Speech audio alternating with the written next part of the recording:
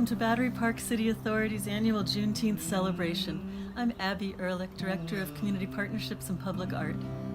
This year we have to celebrate Juneteenth virtually. But we've brought together all our usual friends from the Federation of Black Cowboys and their horses, artist Mildred Howard, musicians Michael Hill and his friends Lisette Santiago, Junior Mack, and Jerry Duggar. We also have some really fun family activities for you. Juneteenth is a celebration of the ending of slavery in the United States. Happy Juneteenth, everyone.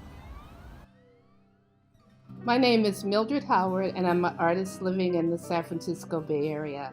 And I'm going to speak with you about Juneteenth and how my family celebrated it in Berkeley, California. This historic day, June 19, 1865, began in Galveston, Texas. My family carried the tradition to San Francisco, where they lived shortly, and then moved to Berkeley, where I grew up. First of all, I'm the youngest of 10, so you can imagine the kind of stories I heard when I grew up about this historic holiday, especially from my mom and from my second oldest sister, who spoke about the holiday and its significance to African Americans in Texas. Abraham Lincoln had issued Emancipation Proclamation on January 1st, 1863. But enslaved African Americans in Texas did not hear about it until June 19, 1865, when Major General Gordon Granger rode into Galveston, Texas to make the announcement. Juneteenth commemorates this date with African Americans in Texas finally discovered that they had been emancipated. This holiday is a time for celebration not only in Texas but throughout the United States. On Juneteenth, my family would have a fish fry, a barbecue, or both. The meat would be seasoned the night before and then put into a brick oven and smoked all day for hours. While the meat was barbecuing, we would make all the rest of the food that went with it: potato salad, greens, or green beans, or both, peach cobbler or blackberry cobbler for the dessert. Once that was done, or during that process, maybe my mom would pull out a long-handled pan and fry fish in the fireplace of the same brick barbecue. So we had lots of food, and people would be dropping in and out during the entire day. As I got older, July 4th became less important to me and was replaced by Juneteenth as a day of celebration. Because of the large population of African Americans in the San Francisco Bay Area, from not only Texas, but Louisiana, Arkansas, Mississippi, living in this area, the holiday grew and streets were blocked off and large celebrations started to happening. And that was probably in the late 1970s when that started happening. And today it's celebrated all around the United States. During that same month, the Black Cowboys would come out and parade along major streets in the area. Even after the announcement of the slaves were freed in Texas, enslavement of African Americans by the white establishment still persisted. Even today, it's hard to feel like celebrating when the legacy of slavery is still visible in the murders of innocent Black Americans like Ahmaud Arbery, Breonna Taylor, and George Floyd. Juneteenth may represent an opportunity for celebration, but it can also be a time to commemorate and come together in solidarity. It is a reminder that this country's ideals of freedom and equality is not to be taken lightly and can never be taken for granted.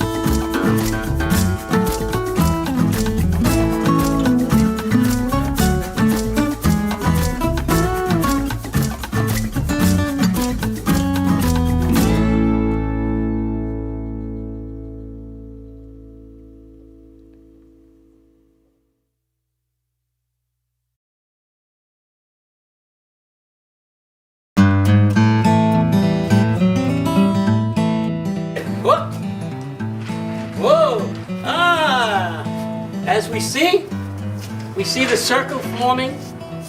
See the circle? Yeah, yeah, yeah! Hello everybody, my name is Keisha Morse and I'm president of the Federation of Black Cowboys.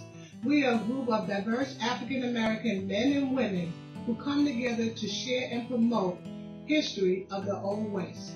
Our mission is to educate inner city children to the art of Western horsemanship. Today, the forgotten history of the Black Cowboy is slowly starting to be revealed.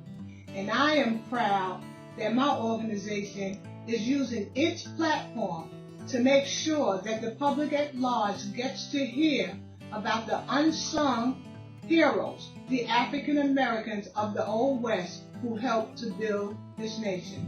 Hey, howdy everybody! Howdy, this is Cowboy Curly here. Hey, good afternoon, good morning, everything. I want you to say howdy everybody. When I say howdy, you say yeah! Howdy everybody! Yeah! Mighty fine, listen up. My name is Cowboy Curly, and I welcome you to the Hacienda. And this is the home of the Federation of Black Cowboys. I'd like you to meet Jay Diamond. He is one of my older and most matured animals, which is a horse. Do you like the horse? Well, this little fella's been around for a long time. And do you believe he can understand English? Not Spanish, but he can understand English. Matter of fact, let me show you. Turn around.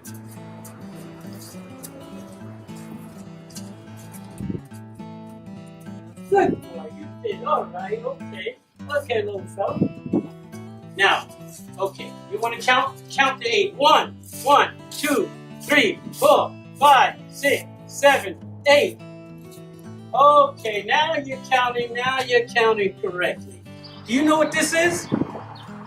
This is called a whip. But this whip is not made to hit horses or anything. It's for the purpose of herding the cattle. We had to make the cattle turn. And the way you make the cattle turn is with the cracking, the sound of the whip. This is called the cracker. The fall and the cracker. Now, what happens is that the way you crack the whip, hep, hep, hep. When you're on the horse, hep, hep.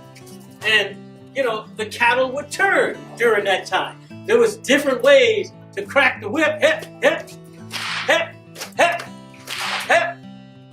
Keep learning from each other, caring and sharing and having fun. Happy Juneteenth and happy trails till we meet again. Give me a smile. Give me a smile. Go ahead. Smile. Smile. Good boy.